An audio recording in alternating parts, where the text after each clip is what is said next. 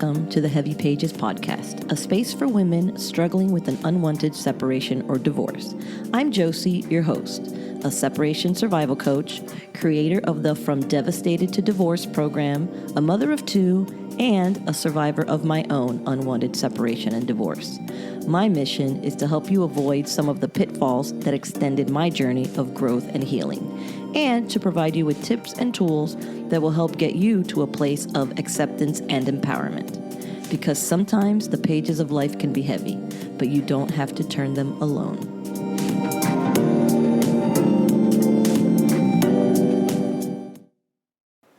Hello, and welcome back to another journal entry episode. I hope you're doing well. I hope life is treating you great. And I hope you're ready to hear another journal entry. And this one is going to be for Thursday, November 25th. Happy Thanksgiving! Well, here I am, early on Thanksgiving Day. I can't sleep because I got a few things on my mind and I would like to get them off my chest. Well, about Mario, how are things going with him? Well, very slow. Is that good? I bet it is, but I still don't like it much. What's going on? Well, we had plans to meet on Tuesday of this week, and he did not call me until 10 p.m. I was very unhappy, partly because he really has not been calling me as much as I would like him to begin with. Okay, so I was not happy when he finally called. And so I told him so. I told him we had a date and I was not happy that he stood me up. And he said he forgot. I do not know that that made me feel any better. And I told him so. And he went on and told me that things are crazy with him. He's a bit stressed and flustered with the people living at his place and having all of this stuff clogging his space. And he is having issues with the trucks and a driver. So he has a lot on his mind. Okay, I see all of that. But he also told me that this is very abnormal and that he does want to see me and get to know me better. And he does want to spend time with me. And that it sucks that this is going on right when we first met, but that this is not the norm. And once it is all getting back to normal, I will see. How do I feel about that? Well, I like him, and I also want to get to know more about him, so I am willing to wait it out. I don't want to be a demanding and complainer girl that he decides is not worth his time, and I do not say that just for him, but because I also do not want to be that way. The problem today is, well, when we talked on Tuesday night, he was like, I have to go, but I will call you tomorrow night. And you guessed it, he did not call. Okay, so I was sad and he did not call, but it was no biggie. I want to talk to him, so I called him, but he did not answer and never called me back. Okay, so how do I feel about that? Well, I want to give him the benefit of the doubt. I want to say, well, he must have gotten more busy or more stressed, and a phone call was the last thing on his mind.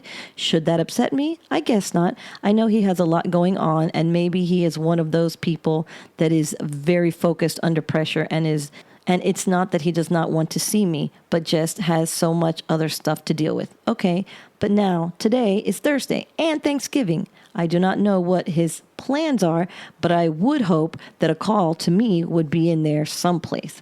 I really want to see him again, and I do not have my son this weekend, so it would work out great if his friends go back to Miami for the holiday weekend and we can have some time to ourselves. And if not, then we can at least go out somewhere. So here's my dilemma. I feel like if he does not call me by later tonight, that I will call him and see about plans for tomorrow or Saturday. And am I being too much of a chaser? I feel like the answer is yes. And then I wonder, well, should I just go after what I want? Or is it more like you're forcing things to happen? I do not want to be bored at home this weekend. I do want to see him, so this is what I will do. If he does not call by 9 p.m., I will call him. But I really hope that he calls me so I do not even have to deal with that. But there it is. I will call him. So if he answers and I get to talk to him, I will see about making plans to see him this weekend. If he does not respond favorably about plans for this weekend, then I will not be upset, but I will know that this is best to just leave him and this relationship alone. That will be my final test. And by alone, I mean I will not make any more efforts to see him or talk to him. It will all be up to him. If he wants to call me, he will need to, and if he wants to see me, he will need to do something about it. I will not write him off, but I will just move forward and not think about him. That is the same thing I will do if he does not answer my call. I plan on having a nice Thanksgiving with my sister and her husband's family. I am not feeling sad or anything like that so far. I'm glad that I stopped talking so much to Guy almost a month ago. I think it helps me to be stronger now. I did not ask him what his plans are. I feel like not wanting to know, because if he has none, I will feel bad. And if he has some with a chick, I will feel bad too. The only thing I did feel a bit bad about and makes me feel a bit sad and my eyes water was that for the most part, Thanksgiving was at my house. Mom, my brother, my grandfather would come and we would all be together. Wow. When I think about it, the only one missing this year is Guy. Anyway, I would cook the turkey and I can close my eyes and be right back there. I would put the turkey to cook at 7 p.m. and by 3 a.m. I could smell it. The smell of turkey would make me wake up and then it would feel like the holidays. That memory makes me want to cry. I mean, I have a lump in my throat now just thinking about it. But it has nothing to do with Guy. It has to do with my home, with comfort, with the life I had just 12 months ago. It's pretty crazy, but I feel like I'm moving along pretty well. And next year, I will have the same smell again because I will make the turkey again at my place. And that will be fine. So there is that. And I hope that we all have a good Thanksgiving and that all goes well. And I do have a lot to be thankful for. You would not think I could say that after the year I've had, but there it is. Here are some on my list. My son. No matter what, Guy was worth it just for my son. My health. That I will be done with school very soon and that I have done well and stuck to it. That I am stronger. That I have hope. That I have a family to help me through this.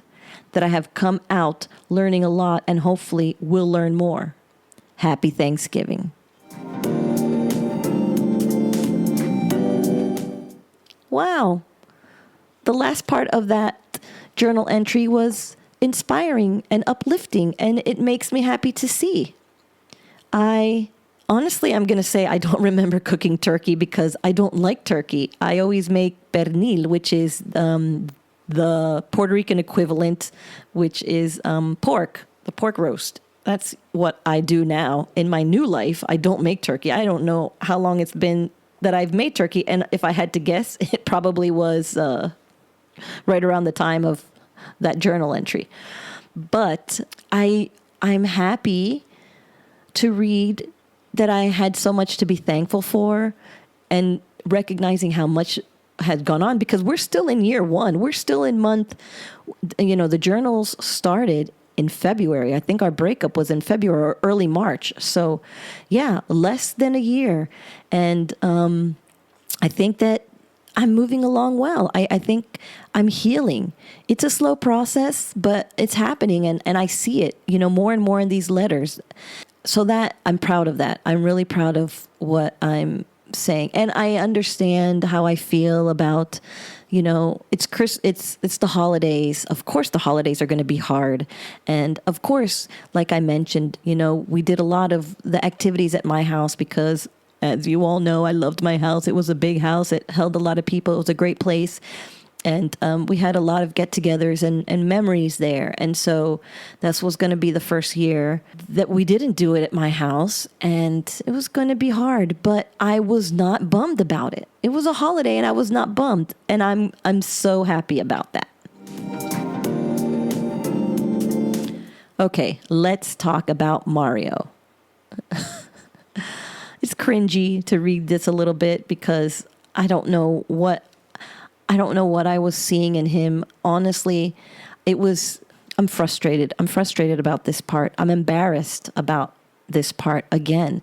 I'm kind of having flashbacks to Nolo. If you listen to, I think it was in season 1 that I met up with the first person that I dated after Guy. And that was a disaster. And what am I doing? Why am I accepting crumbs? And the way I justify it to myself, well, shouldn't I just go for what I want? I'm just being assertive and going for what I want. I'm calling him, but that's not making me needy or desperate. That's just me being assertive, because if I want something, I'm going to go for it. In theory, this is a great idea. In theory, yes, go for it, man. If you know you want something, you go for it. But also, dude, have some self-respect. He is not calling you. Yes, the excuse that he gave about being busy, it's busy season, obviously, it's Thanksgiving, he's trying to get a business off the ground, all of that makes sense. But what I needed to do, what I would do now, what a more secure in myself person would do now is say, you know what? You can reach out to me in the new year when all of this is, when things have settled.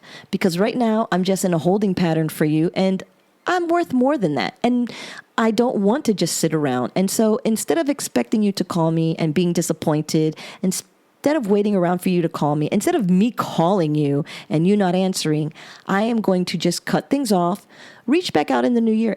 If I'm still available, I'm still available. If I'm not, then it wasn't meant to be. That is the mentality that I should have had. I was chasing. I was looking for someone to fill a void. I was taking crumbs. I don't know what I even liked about him, because I don't really remember conversations that we had. He was just a warm body that was giving me attention. And that is the bottom of the barrel. Did I say giving me attention? I'm sorry. Let me clarify, because he wasn't even giving me attention. He was somebody that was ignoring me, basically, or,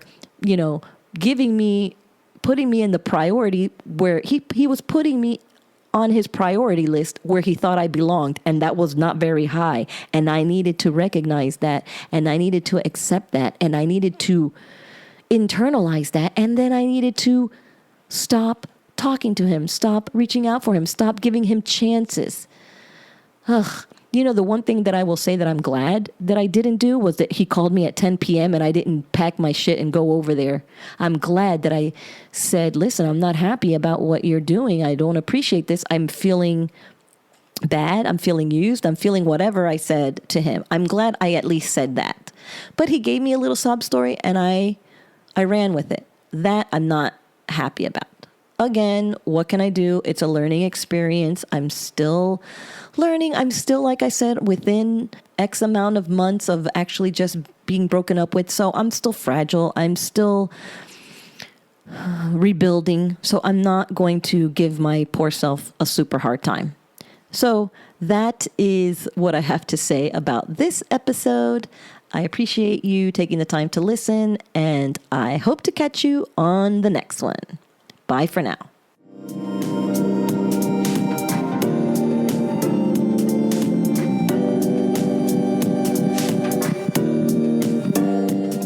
Well, that's going to be it for this episode. If you'd like to reach out to me, you can always find me on Instagram at heavy_pages_podcast. And if you found this episode interesting, please consider clicking on that 5-star rating and following so you are notified when the next episode drops. As always, thank you for listening, and remember, sometimes the pages of life can be heavy, but you don't have to turn them alone.